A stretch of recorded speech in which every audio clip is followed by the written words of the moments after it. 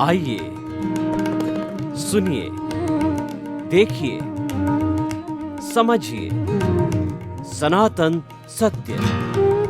जैसी दृष्टि वैसी सृष्टि, दृष्टि विज्ञान। कुदरत, कुदरती रचना एवं कुदरत के कानून से शाश्वत सुख की प्राप्ति। जोधपुर के परम पूज्य महात्मा उपासक प्रोफेसर डॉक्टर सोहन राज तातेड़ के निर्देशन में सनातन सत्य। जैसी दृष्टि वैसी सृष्टि, दृष्टि विज्ञान।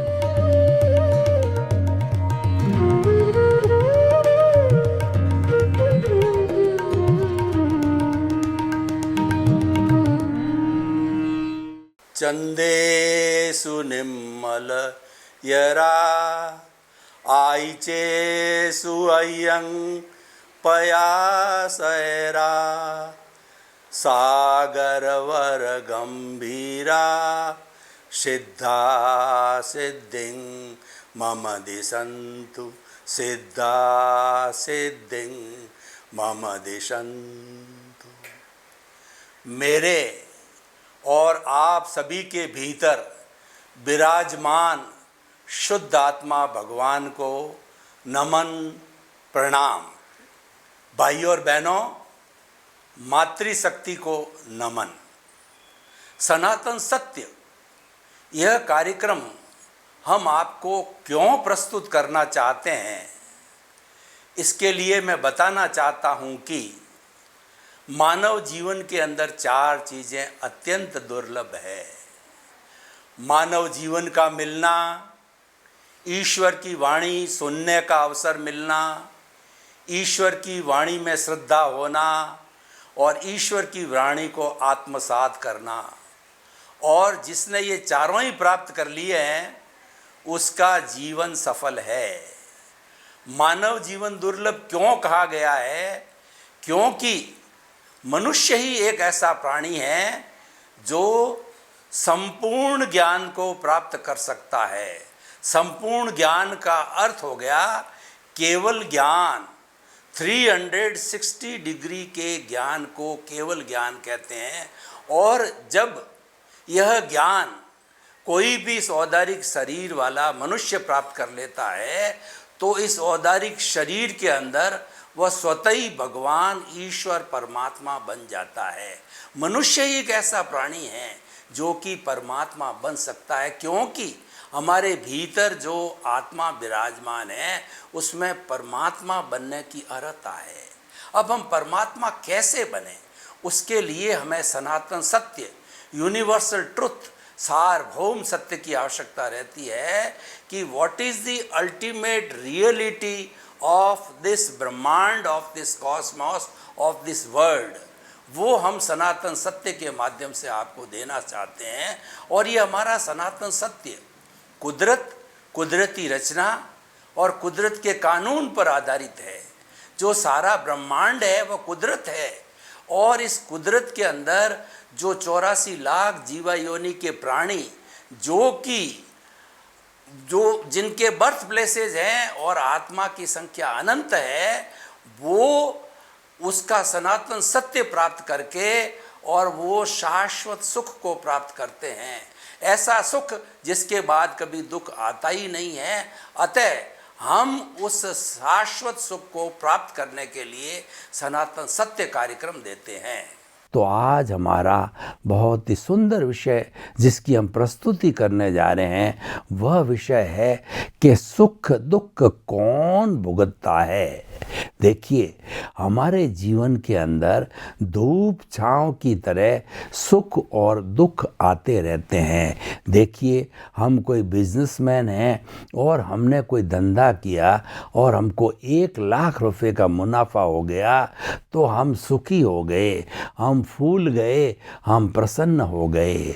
और थोड़े समय के बाद में उसी धंधे के अंदर कुछ जो है भाव गिर गए तो हमको 2 लाख का नुकसान हो गया।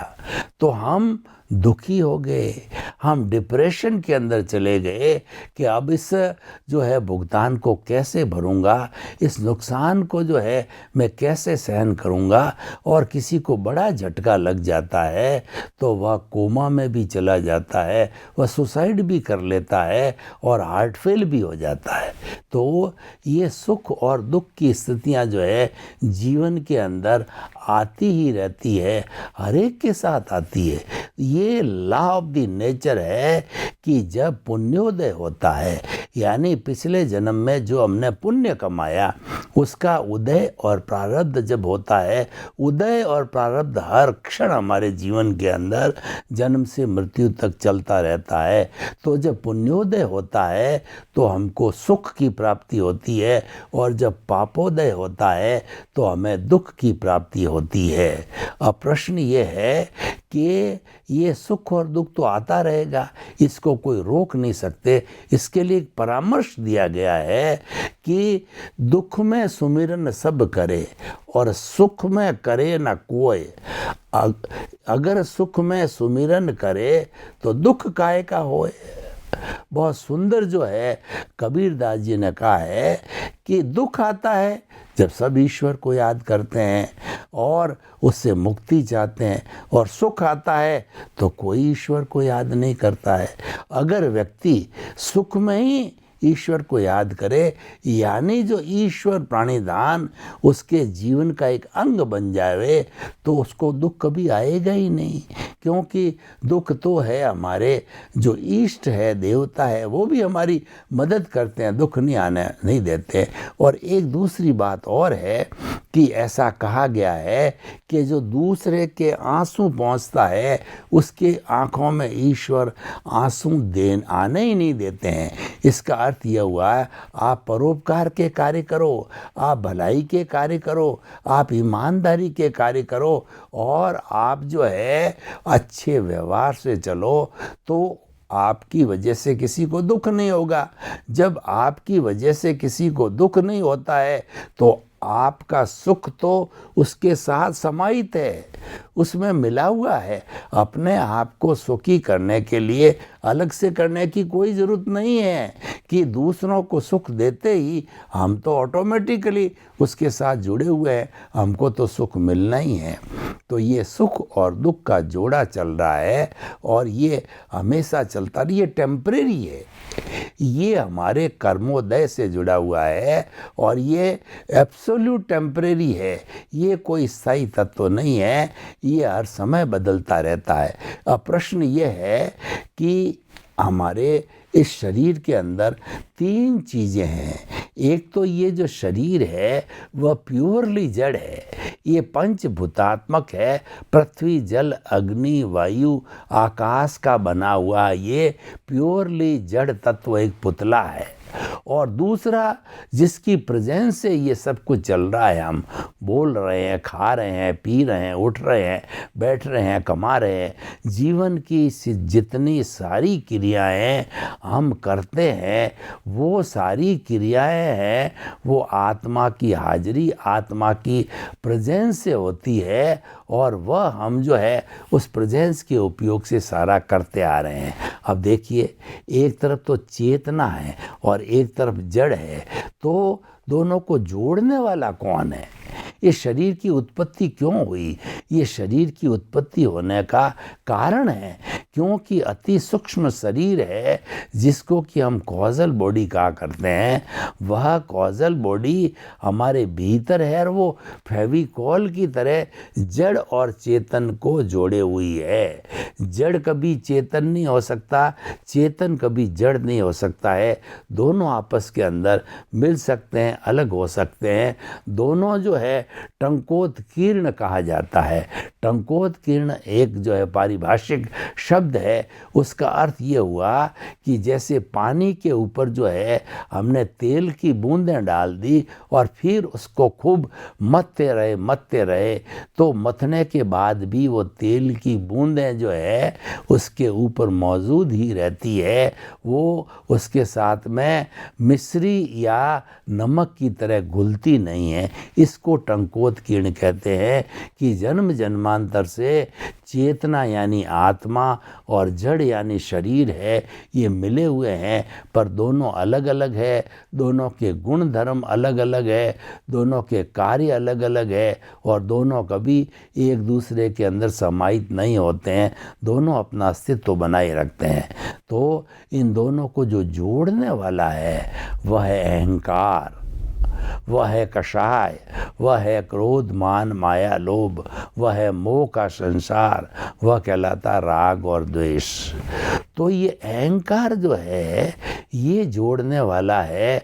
तो जैसे सुख और दुख की हमने बात कही, तो सुख और दुख जो है भोगने वाला है, वह न तो शरीर भोगता है और आत्मा तो कुछ करती नहीं है, वह तो अक्रिया है, वह अशरीर है, मात्र उसकी हाजिरी है, और वो ज्ञाता दृष्टा रूप में जो है हमारी मन वचन काया की सब प्रवृत्ति को देखने वाला है, जानने वाला है, और उसकी हाजिरी है। तो प्रश्न ये हो गया कि जो हमारा बीच का जो अहंकार तत्व है वही सब कुछ जो है वह करने वाला है, दोनों को जोड़ने वाला है, उसको हटाने से दोनों अलग भी हो जाते हैं, और वो चलाने वाला है। यानी अहंकार जो है क्रिएटर, ऑपरेटर और डिस्ट्रॉयर तीनों ही हो गया। क्रिएटर का अर्थ होता है इस शरीर को जन्म देने वाला अहंकार है, और ऑपरेटर मतलब है इस शरीर को राग द्वेष रूप के अंदर संचालित करने वाला इस जीवन के अंदर, वह भी जो है वह अहंकार है। और तीसरा डिस्ट्रॉयर का अर्थ हो गया इस अहंकार को हटा देते हैं। जब हम इस अहंकार स्वयं को डिस्ट्रॉय कर देते हैं, यह शुद्धि रूप में है, ये अलग से आस में जुड़ा हुआ है, तो इसके अलग करते ही जो है वो हम दोनों को जड़ और चेतन को अलग कर देते हैं, भेद विज्ञान कर देते हैं, और अलग होते ही दोनों शाश्वत है, जो अपने अपने स्वरूप के अंदर जड़ वाला जड़ में चला जाता है और चेतन करने वाला जो सिद्ध बुद्ध मुक्त होकर सिद्ध शिला के अंदर चला जाता है। तो अब प्रश्न ये है कि इन सब चीज़ों को भुगतने वाला जो है वह अहंकार है। वो कैसे हैं, कुछ अपन उदाहरण लेते हैं, उससे स्पष्ट हो जाएगा कि ये जो है सुख दुख कैसे भोगता है। उदाहरण के तौर पर देखिए कि कोई बहुत बड़ा कार्यक्रम किया जाने वाला है, और वो एक ही व्यक्ति ने सारा कार्यक्रम किया, तो उसने अच्छी लाइटिंग लगाई, उसने अच्छे जो है म्यूज़िक वालों को बुलाया, नाचने वालों को बुलाया, लोगों को जो है वो निमंत्रण दिया, लोग खाना खाने के लिए आए और एन्जॉयमेंट की पार्टी हुई। तो ये सारा जो है ना, ये एक तरीके से लगा कि सुख की स्थिति है, तो ये भोगा किसने? ये भोगा है जिस व्यक्ति ने कार्यक्रम रखा है, उसके अहंकार ने भोगा है, क्योंकि उसके मन के किसी न किसी कोने के अंदर एक चिंतन है कि लोग मुझे बड़ा कहे, लोग कहे कि ये कुबेरपति है और ये बड़ा इंसान है, ये सोसाइटी के अंदर बड़ा माना जाना चाहिए, इसको सोसाइटी में ऊंचा स्थान होना चाहिए। तो सबको भोगने वाला जो है अहंकार है। हमने अच्छा भोजन किया, स्वादिष्ट भोजन किया, तो हम कहते हैं बहुत अच्छा भोजन है, बहुत ही अच्छा भोजन है। ये कहने वाला कौन है? अहंकार है। और देखिए, मैं आपको शासन कैसे करता है अहंकार, वो भी बात बताता हूँ। यानी सारा सुख और दुख को भोगने वाला अहंकार है। इस नतीजे के ऊपर हम जो है आगे चलेंगे, क्योंकि प्रश्न ये उठा हमारे इस एपिसोड के अंदर कि सुख और दुख भोगने वाला कौन है, तो उसका उत्तर जो है हम स्नेह प्राप्त करते हैं। अब देखिए कि कोई भी जो है वह व्यक्ति जो है वो जो अहंकार के वशीभूत होता है वह व्यक्ति वो क्या है कि वो अपने आप को बड़ा दिखाने की कोशिश करता है। तो हम अंतःकरण की बात कर रहे थे, जो हमारे भीतर का अंतःकरण है उसके अवयव है, उसके अंग है, मन है, बुद्धि है, चित्त और अहंकार है। तो यहाँ पर भी अहंकार जो है वह सुख दुख भोगता है। ऐसे आएगा कि देखिए मन जो है वह पैम्पलेट निकालता है। पैम्पलेट का अर्थ ये हो गया, जब कभी भी चुनाव की कार्रवाई हुई या मन के संपर्क के अंदर कोई आया, 4-5 पार्टी के लोग अपने अपने पैम्पलेट निकाले, तो उस पैम्पलेट का अध्ययन करने वाला मन है, यानी उसके ऊपर चिंतन करने वाला मन है। और मन से जुड़ी हुई जो बुद्धि है, बुद्धि एक प्राइम मिनिस्टर का काम करती है, एक निर्णायक का भी काम करती है। तो मन ने जो है उन पैम्पलेट्स को बुद्धि तक जो है भिजवा दिया। अब बुद्धि कोई निर्णय नहीं कर पा रही है, वह सोचती है कि ये सही है कि वो सही है, ये सही, इसको ही सपोर्ट करना चाहिए और इसको नहीं करना चाहिए, वो निर्णय नहीं ले पाती है। तो क्या है, ये जो है आगे फॉरवर्ड कर देती है, चित्त को फॉरवर्ड करती है उन पैम्पलेट को।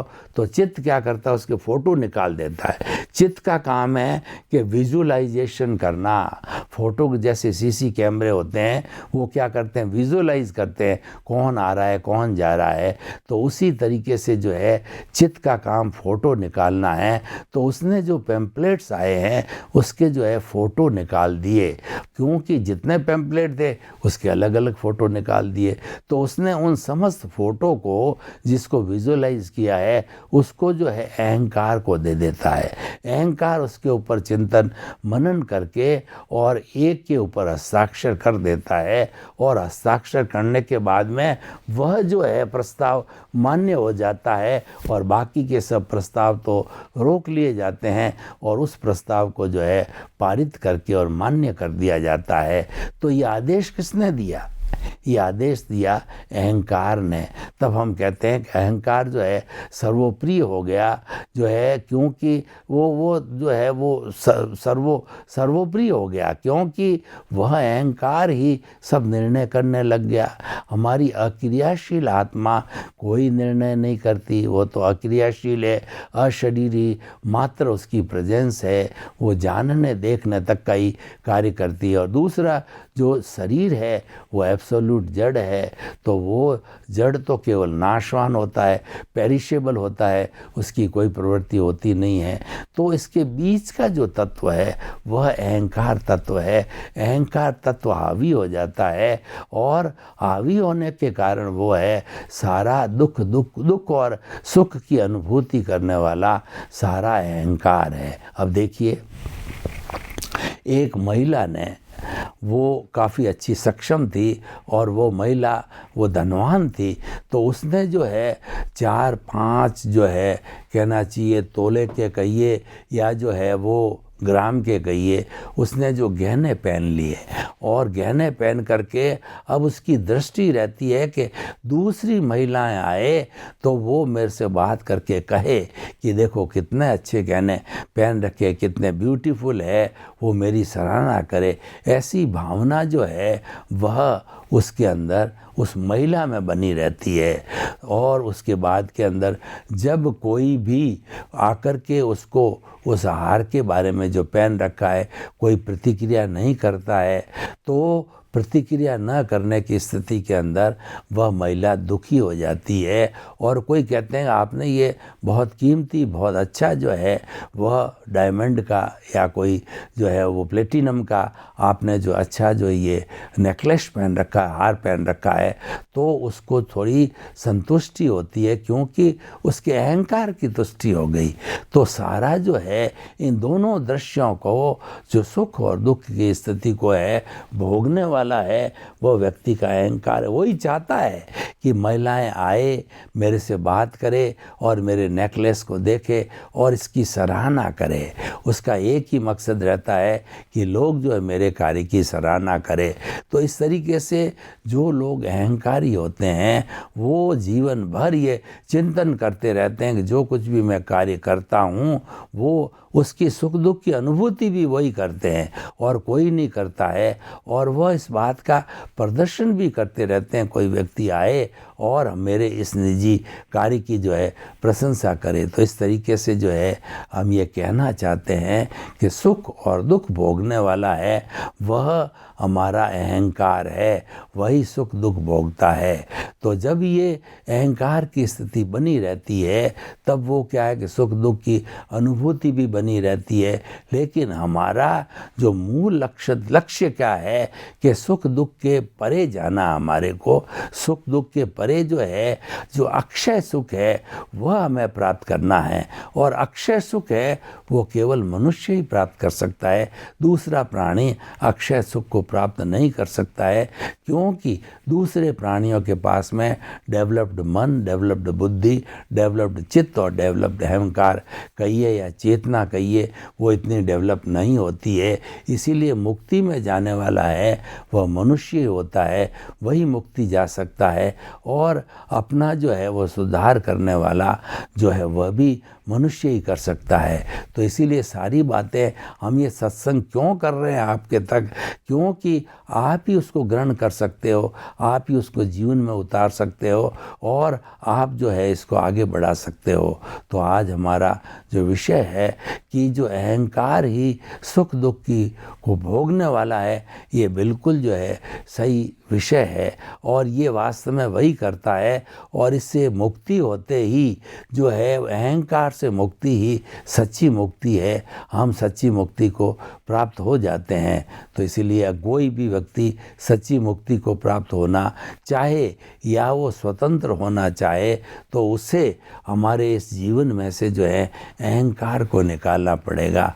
और अहंकार जो है एक जो अगर सात्विक अहंकार है तो वह क्या करेगा कि अपने कार्य पे गर्व और गौरव की अनुभूति करेगा। ये तो अच्छा है, सात्विक अहंकार बुरा नहीं है, लेकिन जो कहना चाहिए कि अहंकार जो है वो खराब करने वाला है, नेगेटिव अहंकार है, वह अहंकार जो है हमारा डाउनफॉल करवाता है और उस अहंकार की वजह से ही हम जो है सारा दुख और सुख का जो है भोगते रहते हैं। अब आप देखिए कि हमारे इस जीवन के अंदर जो कुछ भी घटना घटित हो रही है वो सारा प्रतिष्ठित आत्मा का डिस्चार्ज है और उस प्रतिष्ठित आत्मा का अहंकार भी एक अंग होता है। तो उसके जो है प्रतिष्ठित आत्मा का डिस्चार्ज चल रहा है और पूर्व जन्म के अंदर हम जो कोई भी कॉज डाले थे वो कॉज इकट्ठे होते होते बंच ऑफ द कॉजेज बन गया और वो बंच ऑफ द कॉजेज जब उदय में आए तो वो द्रव्य क्रम के अंदर परिणित हो गए और उस द्रव्य कर्मों ने ही सुख और दुख की जो है मनुष्य को प्राप्ति की है। लेकिन उसको भोगने वाला सुख और दुख तो अपने पुण्य और पाप के जो है की वजह से आते हैं, लेकिन उस सुख और दुख को वास्तव में एंजॉय करने वाला, भोगने वाला, उसके ऊपर प्रतिक्रिया करने वाला होता है, वह अहंकार होता है। इसीलिए अगर जीवन जो हमारा है वह अहंकार शून्य हो जाता है, इसका मतलब होता है कि हम संभाव की स्थिति के अंदर चले गए, हम संवर की स्थिति में चले गए। और संभाव की स्थिति जो है बहुत सुंदर स्थिति होती है। ये स्थिति आने के बाद में व्यक्ति किसी का शोषण नहीं करता है और किसी के प्रति नकारात्मक भाव नहीं लाता है, बुरे भाव नहीं लाता है। वह तो हर वक्त चिंतन करता है कि भाव सुधारोगे, जो भाव सुधारोगे तो भाव सुधरेगा, भाव बिगाड़ोगे तो भाव बिगड़ेगा।